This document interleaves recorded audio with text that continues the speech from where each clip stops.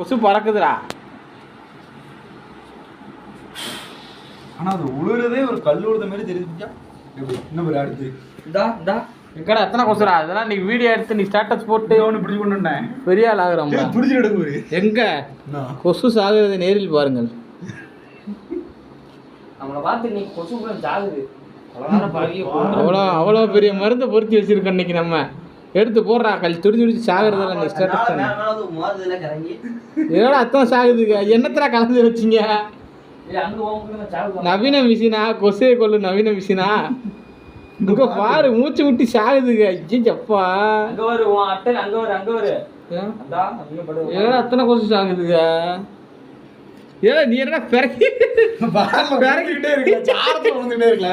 நான் ரத்தமா இருந்து ஏடா லட்சக்கணக்கில் பிறக்குறீங்க உட்காந்து. ஐயப்பா எங்க இருந்தா